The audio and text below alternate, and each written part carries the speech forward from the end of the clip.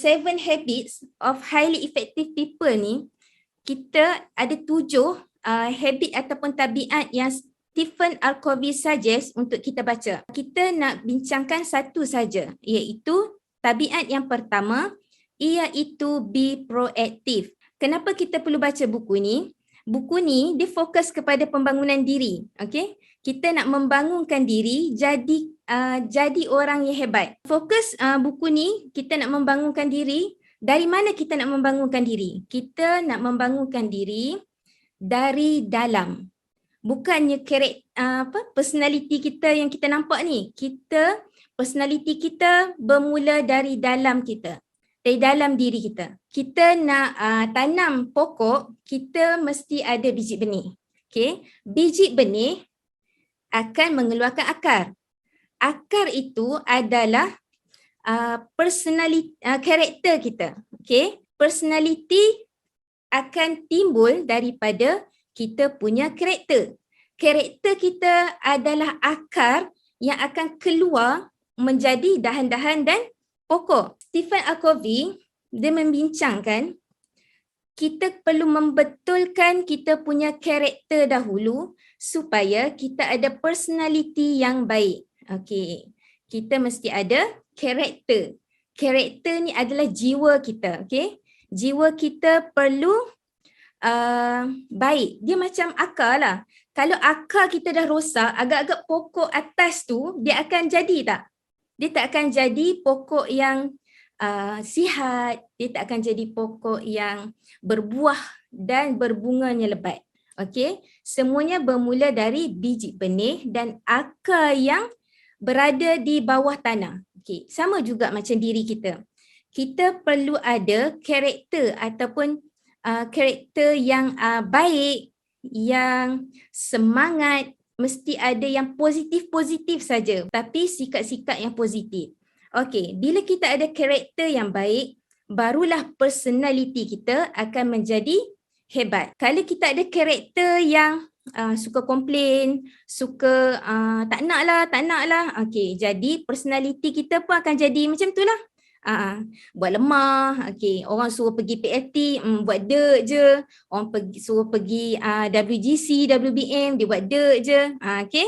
Jadi kita kena bermula dari dalam diri. Salah satunya adalah dengan membaca, okey? Okey, satu lagi, personality kita ni, yang luaran yang kita nampak ni, kita tak boleh menipu orang tau. Okey, kita tak boleh menipu orang.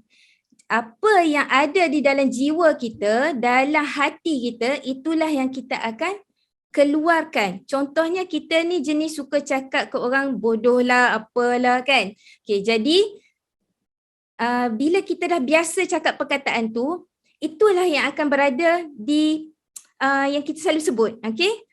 Apa yang kita tengok yang negatif-negatif, itulah diri kita akan jadi negatif. Okey, habit yang pertama yang Stephen R. Covey suggest untuk kita lakukan dan praktiskan adalah be proactive. Saya nak kongsi satu je. Be proactive. Proaktif ni macam mana? Okey, dalam kehidupan kita, kita ada sesuatu yang kita boleh kawal dan sesuatu yang kita tidak boleh kawal. Okey, apa yang kita tidak boleh kawal? Contohnya, okey, apa yang orang suka kata kat kita? Okey, apa yang orang suka kata kat kita, kita tak boleh kontrol. Cuaca, kita tak boleh kontrol. Setiap hari hujan, line internet slow, kita tak boleh kontrol. Kita tak boleh kontrol hujan, tapi line internet slow, kita boleh kontrol. Okey, selain tu, kalau sesuatu yang kita boleh kawal, contohnya kita boleh kawal kita punya sikap, kita boleh kawal kita punya pembelajaran, kita boleh kawal kita punya skill yang kita nak belajar, kita boleh kawal tabiat, hobi dan sebagainya. Okey, sesuatu yang kita tak boleh kawal, okey, itu di luar kawalan kita. Sesuatu yang kita boleh kawal, kita kena kawal dengan hati dan kita punya mindset. Alright. Okay. Orang yang sesuatu yang kita tak boleh kawal adalah contohnya, okay, katalah kita cuaca tak bagus tadi kan. Okay. Hujan je selalu. Kemudian line internet kita slow. Lepas tu kita pun komplain. Okey, komplain sana, line internet slow lah, hujan lah, tak boleh tengok WBM.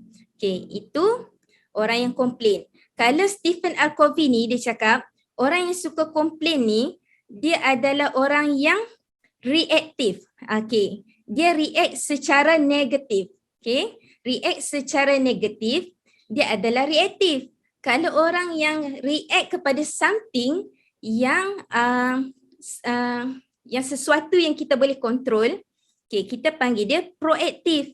Okay, contoh hujan tadi, okay, hujan, line internet slow. Okay, kalau kita fikir orang yang proaktif, dia akan fikir macam mana dia nak jadikan line internet dia kuat walaupun hujan. Okay, itu adalah orang yang proaktif. Kalau orang yang reaktif ni, dia adalah orang yang suka komplain. Kalau kita dalam G100 education system, ada 3 perkara yang kita tidak boleh buat, iaitu 3C. Okay. Kita punya sistem, education system kita, yang kita tidak boleh buat adalah 3C, complain, condemn dan criticize. Okay, tetapi macam mana kita nak tukarkan 3C kepada sesuatu yang lebih baik? Okay, kita boleh beri feedback. Okay, contoh, hujan tadi line internet slow. Apa kita boleh buat? Contact Unify. Kawasan ini line internet slow. Jadi tolong perbaiki sebab hujan kami tak dapat internet. Okey, itu contoh. Kita ada 2 orang, Ali dan Abu. Okay, Ali dan Abu diberi satu tugasan untuk pergi ke sebuah pulau yang terpencil dan perlu menjual kasut. Okey. Ali dan Abu ni kerja dia dengan syarikat kasut. Bos hantar pergi pulau terpencil untuk menjual kasut. Masalah yang berlaku adalah di pulau ini dia penduduk dia tidak pakai kasut. Okey. Ali dan Abu, apa yang dia akan buat? Okey. Ali, alah, macam mana aku nak jual? Penduduk tak pakai kasut. Okey, itu adalah orang yang negatif. Okey, Abu pula, ini bagus ni. Bila dia tak pakai kasut, kasut aku boleh jual. Jadi Abu pun cari jalan macam mana dia nak jual kasut tu. Okey, itu adalah 2 contoh situasi dan bagaimana mereka bertindak balas. Dalam situasi ni, kita nak jadi Ali atau kita nak jadi Abu? Okey, kita kena jadi Abu. Kita perlu bertindak balas terhadap sesuatu situasi dengan cara yang positif. Okey, benda ni kita boleh train. Kita boleh train kawan-kawan. Okey, train diri kita melihat sesuatu dengan positif. Contoh yang tadi, Ali kata tak boleh jual kasut. Abu kata, ini mesti boleh jual. Okey, jadi kita kena fikir mesti ada jalan penyelesaian terhadap sesuatu masalah. Okey, itu saja untuk sharing saya. Habit yang pertama, be proaktif.